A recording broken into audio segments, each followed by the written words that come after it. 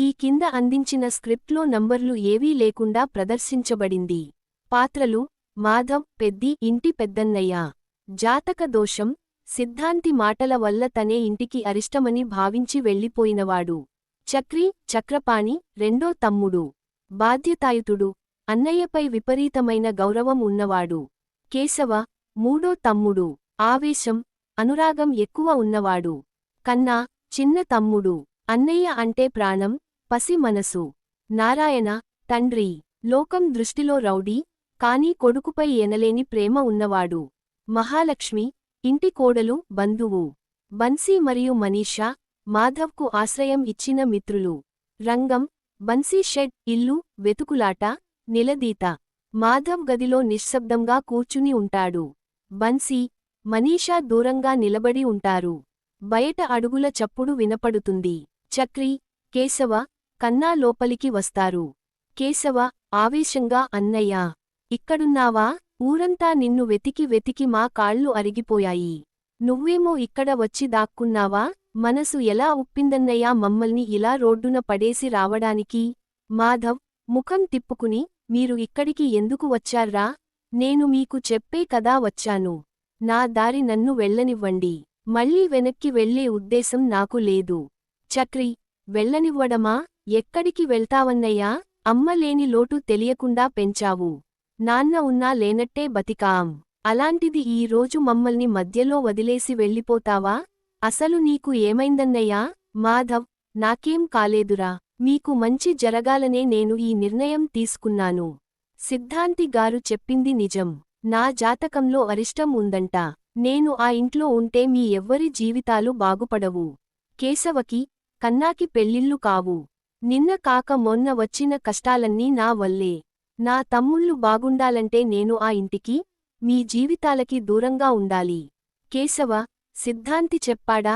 ఎవడో ఏదో వాగితే అది నిజమైపోతుందా అన్నయ్యా? నీ కంటే ఆ సిద్ధాంతి మాటలు ఎక్కువైపోయాయా నీకు? నాన్న జైలుకెళ్తే, అమ్మ వదిలేసిపోతే, ఈ 6 అడుగుల దేహాన్ని పెంచి పెద్ద చేసింది నువ్వు. మాకు తిండి పెట్టింది నువ్వు. ఈ రోజు మేము ఒక మనుషుల్లా సమాజంలో నిలబడ్డామంటే దానికి కారణం నీ చెమట, నీ త్యాగం.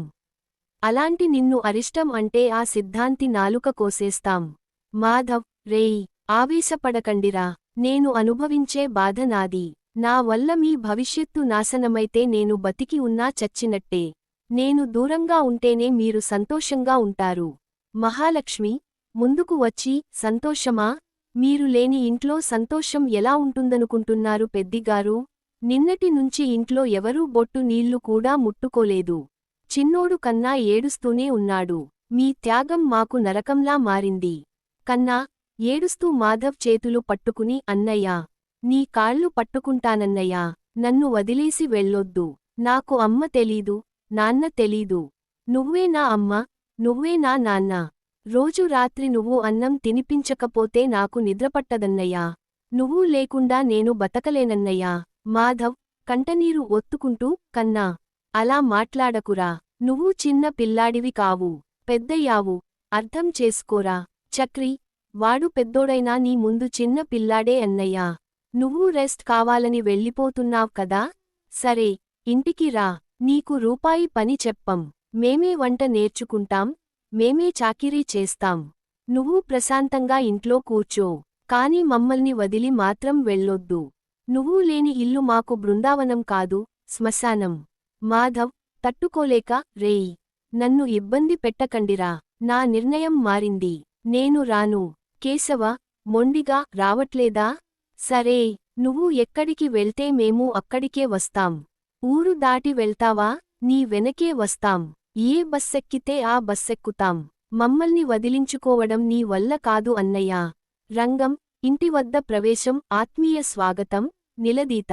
మాధవ్ భారాన్ని మోస్తూ తమ్ముళ్లతో కలసి ఇంటి గుమ్మానికి చేరుకుంటాడు. గుమ్మం దగ్గర నాన్న నారాయణ కూర్చుని ఉంటాడు. మాధవ్ చెప్పులు గుమ్మం బయట కనిపించగానే నారాయణ కళ్లలో నీళ్లు తిరుగుతాయి. నారాయణ లేచి నిలబడి, గొంతు బొంగురుపోగా, పెద్దోడా, వచ్చేశావారా? మాధవ్ తలదించుకుని, నాన్నా. నారాయణ, నాన్నా అని పిలిచావురా. ఈ ఇంట్లో నన్ను నాన్నా అని పిలిచే నోరు నీదొక్కటేరా. ఈ నారాయణ రౌడీ అని, తాగుబోతు అని ఊరంతా నన్ను అసహించుకున్నా, నీ తమ్ముళ్ళు కూడా నన్ను చూడటానికి ఇష్టపడకపోయినా, నువ్వు మాత్రం నన్ను తండ్రిలాగే చూశావురా. నువ్వు పుట్టినప్పుడే ఈ ఇంట్లో ఒక తండ్రి పుట్టాడురా. మాధవ్, నాన్నా, నేను మీ అందరికీ మంచి చేయాలనే. నారాయణ అడ్డుపడి ఏం మంచిరా? నిన్న ఉదయం నుంచి నీ చెప్పులు వెతుక్కుంటూ ఊరంతా తిరిగానురా.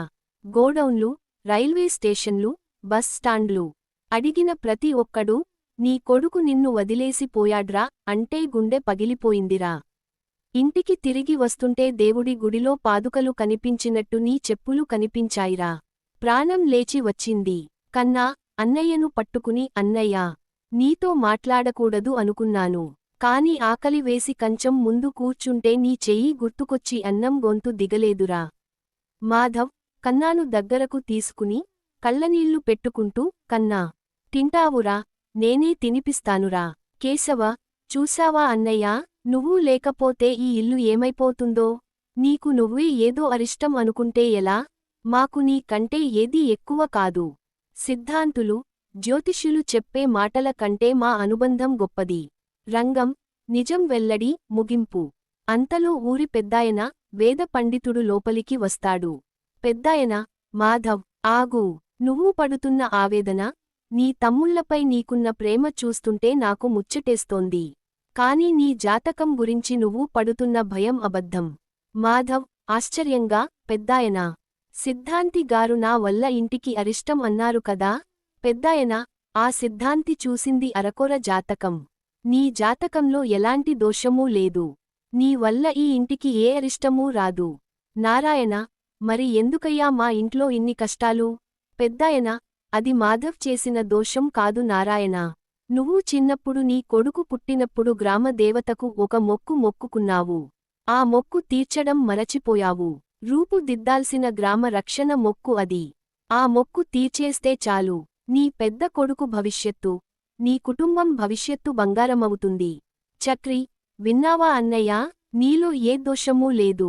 అనవసరంగా మమ్మల్ని, నిన్ను నువ్వు బాధపెట్టుకున్నావు. మాధవ్, కళ్లల్లో ఆనంద భాష్పాలతో తమ్ముళ్లను, నాన్నను చూస్తూ, నన్ను క్షమించండిరా. మీ ప్రేమని వదిలేసి, ఎవరో అన్న మాటలు పట్టుకుని మిమ్మల్ని బాధపెట్టాను. ఇకపై మిమ్మల్ని వదిలి ఎక్కడికీ వెళ్ళనురా. కన్నా, అన్నయ్యను గట్టిగా కౌగలించుకుని అన్నయ్యా,